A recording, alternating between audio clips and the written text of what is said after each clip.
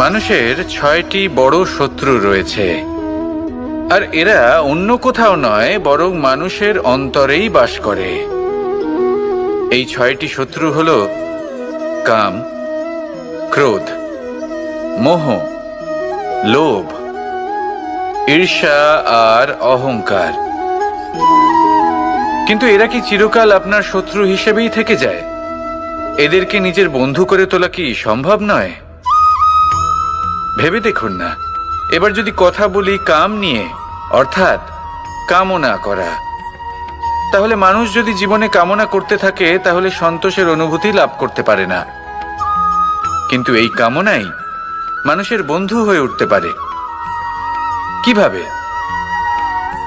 ধরুন, যদি মানুষ ভাবে আমি আরো অনেক বেশি শ্রেষ্ঠ ব্যক্তি হয়ে উঠতে চাই, আর তার জন্য কর্ম করে, পরিশ্রম করে, তাহলে ভবিষ্যতে গিয়ে শ্রেষ্ঠ ব্যক্তি হয়ে উঠতে পারে কামনার কারণে।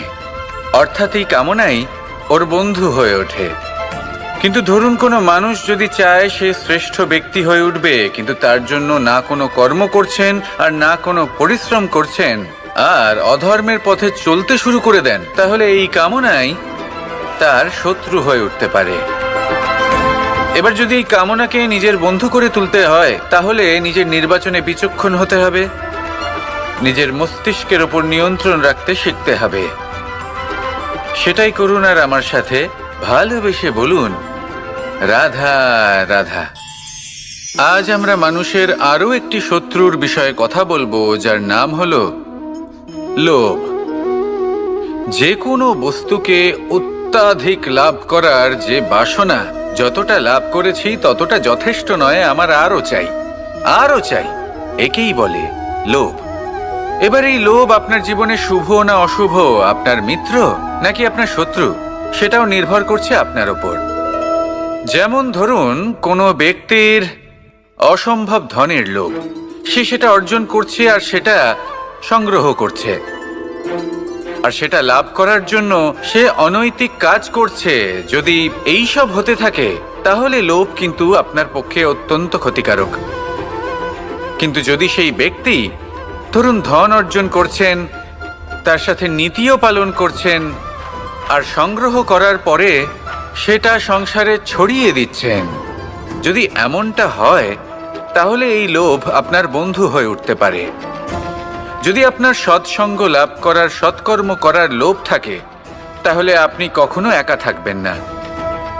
যদি ভালোবাসা প্রদান করার লোভ থাকে, এই সংসারকে সাহায্য করার লোভ থাকে, তাহলে এই লোভ যা সংসারের শত্রু, সেটা কিন্তু আপনার সাথে পরমাত্মার মিলন ঘটাতে পারে। এবার এই লোভকে নিজের মিত্র করে তুলবেন নাকি শত্রু করে তুলবেন, সেই সিদ্ধান্ত আপনারই। আসুন আমার সাথে ভালোবেসে বলুন, রাধা রাধা। কখনো এই প্রকৃতির দিকে তাকিয়ে থাকবেন। এই প্রকৃতি অনেক ধরনের শিক্ষা দেয়। কোনো একটা গাছকে দেখুন কিভাবে সে মাটি থেকে জল শুষে নেয়। সে ঝড় হোক বা হোক কড়া রোদ, সব সহ্য করে এবং অবশেষে সে ফল ধারণ করে। আর সেই ফল উৎপন্ন করার পরে সে ফল কিন্তু সে নিজে গ্রহণ করে না, এই সংসারকে প্রদান করে, যাতে পশু পাখি মানুষ তারা এই ফল গ্রহণ করে শক্তিশালী হয়ে উঠতে পারে, সুস্থ থাকতে পারে। সেভাবেই নদী, সরোবর এরা নিজেরাও কিন্তু নিজেদের জল গ্রহণ করে না, মাটিকে প্রদান করে, পশু পাখিকে প্রদান করে। সূর্য নিজেও নিজের জন্য প্রজ্বলিত হয় না, সে প্রকাশ ছড়িয়ে দিতে চায় আমাদের সবার কাছে, সে আলো পৌঁছে দিতে চায়। এই প্রত্যেকের কর্মে পরমার্থ নিহিত আছে, আর সেই জন্যই এদের সকলকে পুজো করা হয়। তাই মনে রাখবেন, আপনার কাছে জীবন যাপনের অতিরিক্ত যা কিছুই আছে তা পরমার্থের জন্য। তাহলে তার সদ্ব্যবহার করুন আর আমার সাথে ভালোবেসে বলুন, রাধা রাধা। পরিবর্তন, এটা হলো সৃষ্টির অমূল্য নিয়ম। এই সংসারে সবকিছু সময়ান্তরে পরিবর্তিত হয়, এই সময়ও পরিবর্তিত হয়। পরিবর্তন চিরকাল হয়ে এসেছে আর চিরকাল হতে থাকবে, কিন্তু এবার আমরা সেই পরিবর্তন কিভাবে লাভ করব যেটা আমাদের প্রয়োজন, যেটা আমরা চাই।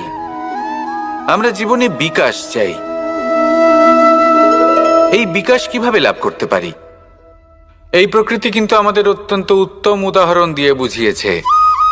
একটি বিন্দুর উদাহরণ দিয়েছে যা ভবিষ্যতে একটা বিশাল নদীর আকার ধারণ করে। এটা কিভাবে হয়? মেঘ থেকে একটি বিন্দু ঝরে পড়ে সেই পর্বতের ওপর যেখানে হিম আছে। সেই হিমের সংস্পর্শে আসা মাত্র সেই বিন্দুর সাথে আরো বেশ কিছু বিন্দু যুক্ত হয়।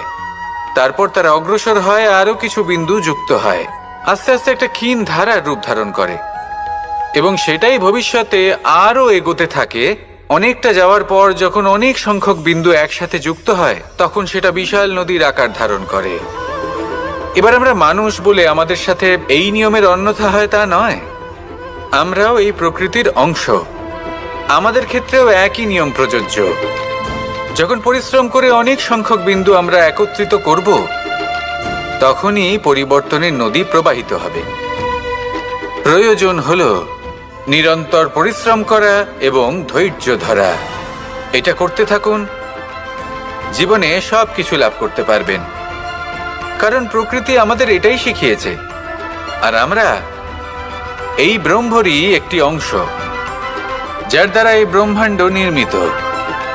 আসুন আমার সাথে ভালোবেসে বলুন, রাধা রাধা।